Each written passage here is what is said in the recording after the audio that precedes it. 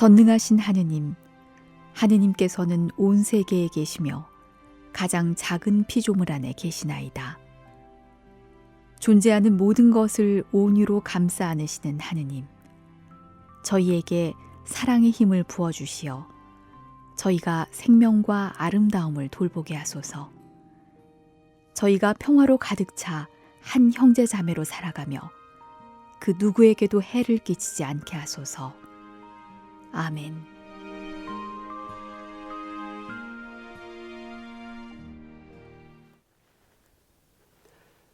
참예수님 찬미받으소서와 함께하는 생태영성, 오늘은 제7과 물의 문제에 관해서 살펴보겠습니다. 먼저 제30항을 읽고 이야기 시작하겠습니다.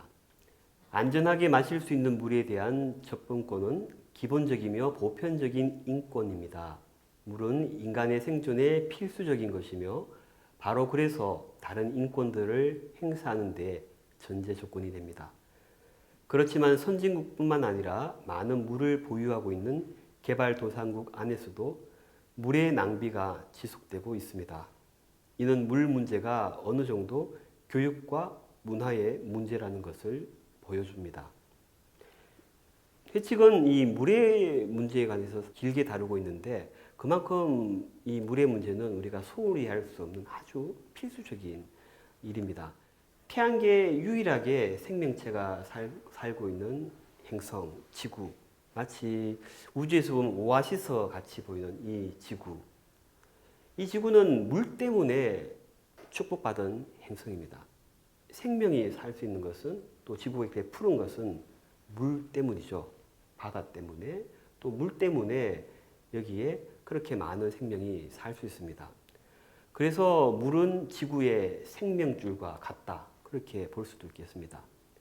근데 이렇게 중요한 물이 부족해지고 있습니다. 우리는 실감할지 모르지만 정말 세계적으로 볼 때 물이 부족해지고 있습니다.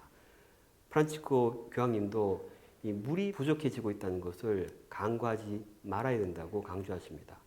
원인은 다양합니다. 기후변화 때문에, 또 강과 바다가 오염됐기 때문에, 또 일부 지역에서는 사막화가 심해졌기 때문에 물이 부족해지고 있습니다.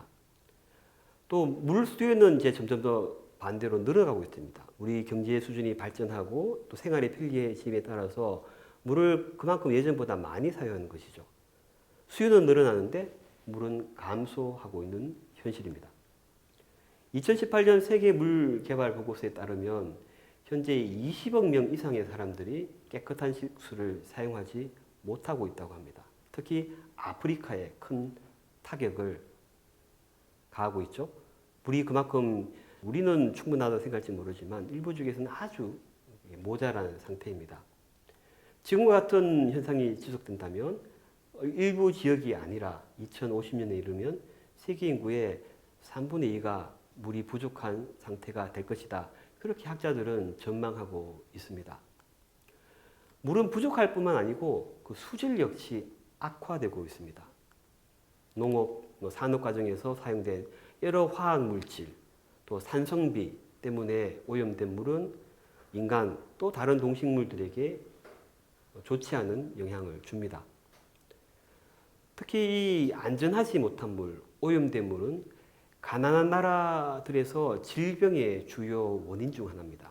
이 건강에까지 영향을 준다는 거죠. 회칙 29항에서도 교황님은 그런 말씀을 하십니다. 수인성 질병, 그리고 미생물과 화학물질이 일으키는 이 질병에 시달리는 가난한 이들이 물 때문이라는 겁니다. 위생 불량과 물 부족 때문에 이런 질병에 어린이들이 고통당하고 또 죽고 있다는 현실을 지적하십니다. 물이 부족해지는 현상, 또 수질이 악화되는 현상은 그것으로 그치지 않습니다. 결국 식품 가격 상승, 그렇지 않습니까? 많은 식품들이 물 사용에 의존합니다. 그러다 보니까 그 상품들의 가격이 상승하는데 또 영향을 줍니다. 또 물이 부족해지고 자꾸 오염되다 보니까 이 물에 대한 접근권, 국가 간의 경쟁 때문에 분쟁이 발생할 가능성도 늘어가고 있습니다. 이런 갈등은 또 세계를 불안정하게 되는 요인이 될 것으로 예상하죠. 그래서 20세기에는 석유가 분쟁의 원인이었다면 21세기에는 물 분쟁 시대가 될 수도 있다는 경고가 저는 설득력이 있다고 봅니다. 찬미바스 측은 30항에서 특히 이 물의 사유화에 대해서 아주 비중 있게 이야기를 합니다. 1980년대 다국적 수자원 기업들이 개발도상국 또 선진국에서 물 공급을 고수익 사업으로 보기 시작한 겁니다. 물을 이제 장사하는 비즈니스의 대상으로 본 거죠. 그래서 물 시장 확보를 많이 했고 또 그 결과 많은 수익을 올렸습니다. 그렇게 물이 어떤 기업에 사유화된 결과 물은 이제 시장 논리에서 지배되는 상품으로 변질되었습니다. 여기 이 영상을 보시는 분 중에 연세가 좀 있으신 분들은 아실 겁니다. 예전에 우리가 언제 물을 사 먹었습니까? 오늘날 많은 나라에서는 더 이상 물 공급을 공공 서비스로 여기지 않습니다. 상품으로 사고 파는 것으로 여긴다는 겁니다. 그렇게 물이 시장 가격의 원리에 따라 분비되고 관리되어야 한다는 논리가 이제 지배적인 그런 현실이 된 것이죠. 찬미바 측은 이런 현실, 물의 사유화, 민영화를 큰 문제라고 지적합니다. 특히 다국적 기업에 의한 민영화 때문에 생기는 현상, 그에 따른 가격 인상, 또 특히 물의 이용에 있어서 증가하는 불평등 현상을 이야기합니다. 30항에서 그런 말씀하시죠. 교황님은 물을 마실 수 없는 가난한 이들에게 이 세상은 커다란 사회적 부채를 지고 있습니다. 물을 사 먹을 수 없는 사람, 그런 가격을 지불할 수 없는 사람, 이제 물에 대한 접근도 이제 불평등한 현실이 되었다는 겁니다.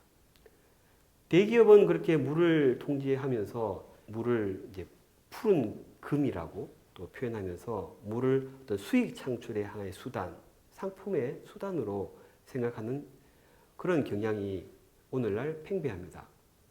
그래서 회칙은 이 물의 민영화가 얼마나 심각한지를 사람들에게 알리고자 하는 것입니다. 회칙은 이렇게 강조합니다. 물에 대한 접근권은 가장 기본적이며 보편적인 인권이라고 강조합니다. 물에 대한 접근은 인권의 문제라는 겁니다.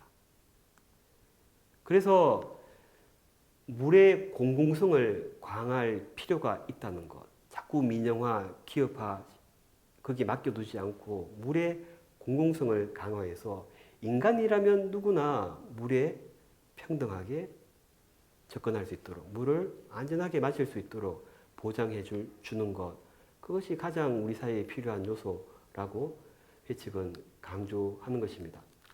이런 말 있죠. 금이 없이는 살아도 물이 없으면 죽는다. 물은 생명이기 때문입니다. 인체의 70%가 물로 구성되어 있다는 걸 아실 겁니다. 예전에 제가 어떤 공익 광고에서 이런 문구를 본 적이 있습니다. 쌀이 부족하면 밀이 대신할 수 있고 화력이 부족하면 풍력이 대신할 수 있는데 또 차에 기름이 부족하면 전기가 대신할 수 있는데 물이 부족하다면 물을 대신할 수 있는 것은 물밖에 없습니다.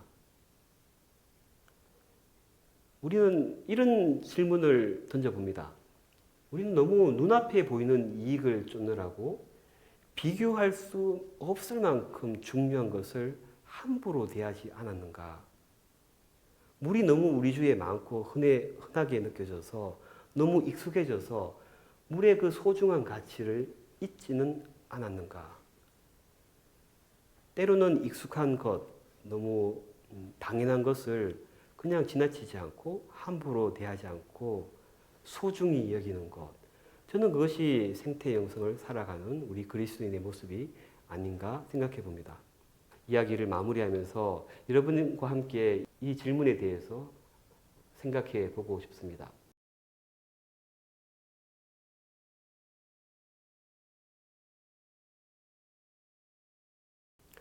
이것으로 제7과 물의 문제에 관한 이야기를 마치겠습니다. 감사합니다.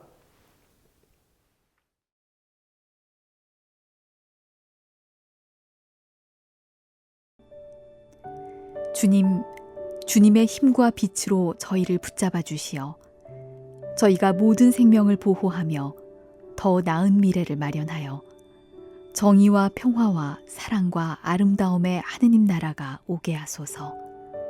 찬미 받으소서. 아멘.